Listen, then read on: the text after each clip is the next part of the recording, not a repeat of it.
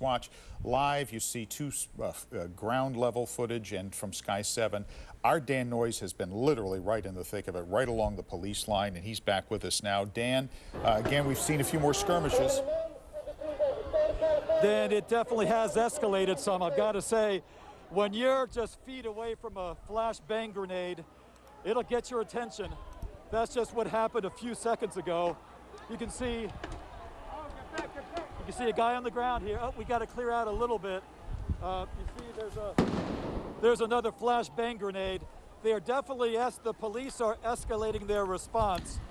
They are taking more extreme measures to clear the protesters away.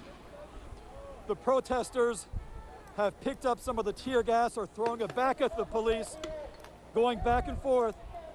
I can say now, they're throwing tear gas in all different directions, over my head, down the street.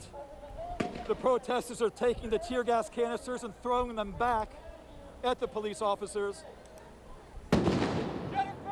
That is the sound of a flashbang grenade. That will do a very good job of clearing it out.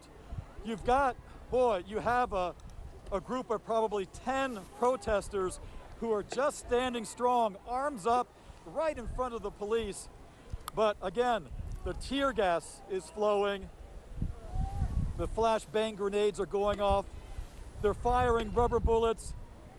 And I recognize one of their weapons. It's an FN 303, which is a riot gun that fires a plastic projectile with metal pellets inside of it. The police have just taken much more action to clear this out. And it is working. My eyes are now burning from the tear gas. No, wow. Sorry, Dan. I've had that happen to me before. It's no fun. Yeah. Don't rub your eyes. It makes it worse, as you know. Yeah. But it's interesting because they aren't just going out at the protesters right in front of them. They are firing off to the side over our heads as well. They are now moving forward, as you can see, I assume, from Sky 7. We're now moving past Santa Clara Street and 5th Street. The protesters are on the run. They are backing up. The police are doing a good job of clearing it out. The tear gas has done the job. The flashbang grenades have done the job. And those projectiles have done the job. Dan, is it your sense that they might be moving with a little more urgency to try to get people to disperse before nightfall? That's a good call, I would think. Yes, I mean, but it does look, I mean, the sun is well up. I mean, we've got, at least another hour and a half before the sun sets. So we have a while to go here. And I tell you, this is not doing a lot to calm down the crowd.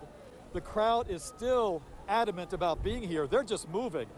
From what I'm seeing on the ground, I don't expect them to fully disperse.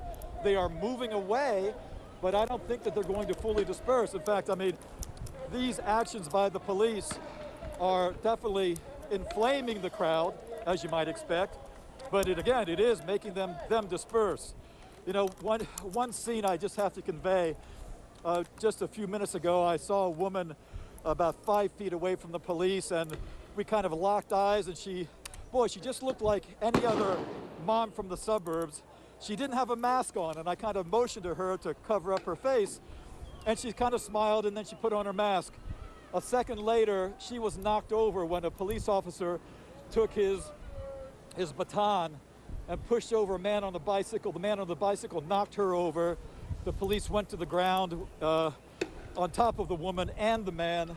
And so it's just interesting. You share a smile with someone, and the next minute they're on the ground with the police on top of them.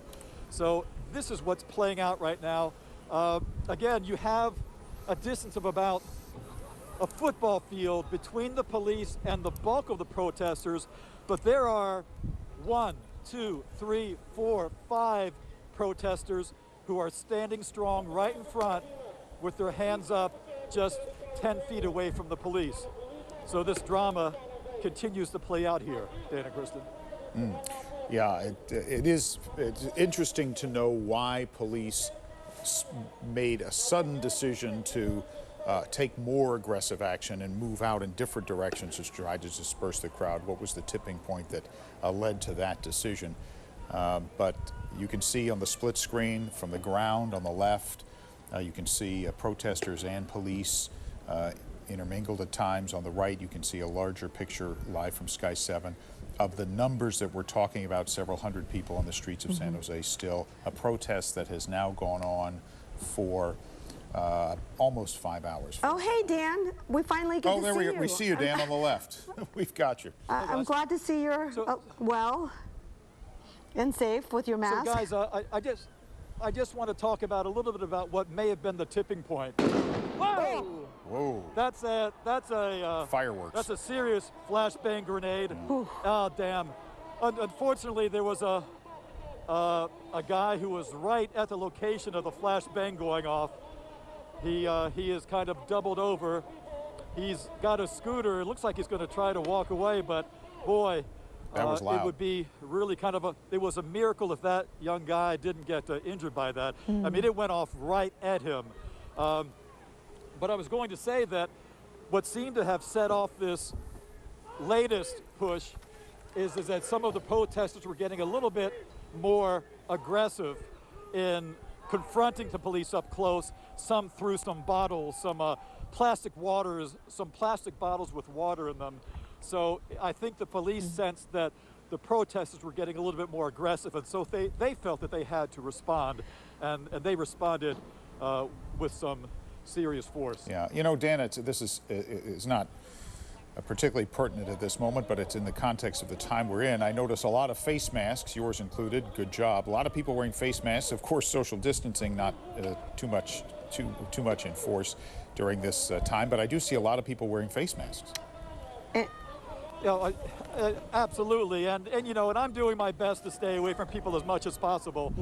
Dan, I don't know if you can see this now, but there are protesters who are taking newspaper stands. Yes, I was seeing parked a car.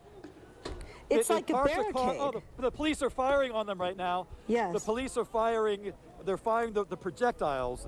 Now, these are not live rounds, but they're firing those projectiles at the people who have taken a car. And it looks like it's whoa! It looks like it's a car that they have outfitted before. There is a protest sign on the back of it.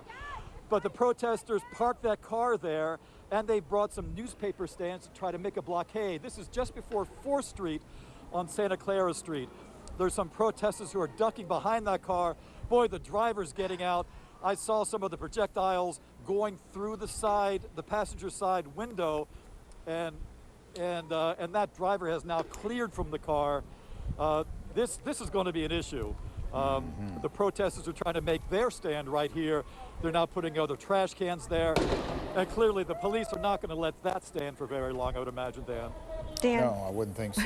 For me, this evokes, I'm a musical theater fan, and I can't help but think of Les Miserables when you see a barricade go up like that, a blockade that people throw up. And it does worry me, Dan, because that tells me they are prepared for more serious back and forth and need that barricade to stay behind. What else are they bringing over? Let's see, they've got newspaper stands. What else do you see, Dan? Right, they have some newspaper stands. There's trash cans, and that car is the main impediment, obviously. And I see a couple of protesters that are ducking behind that vehicle, pretty close.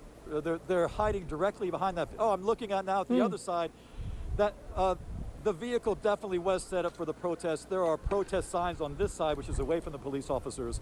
But I tell you, that is the place you don't want to be, behind that vehicle. This afternoon, the fire from the rubber bullets and the flashbangs are typically going straight down the street, generally. So that is really the center of the danger zone in terms of being a protester. If you want to take a rubber bullet, it's going to be right in front of where the police are. Right. And now there are more people who are gathering behind that car.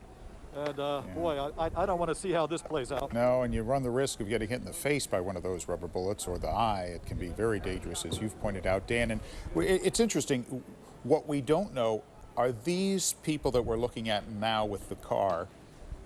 Were they part of that protest on Highway 101 earlier? Are these other protesters that come in, as we've seen so often in the Bay Area, come in and join protests and escalate deliberately with police?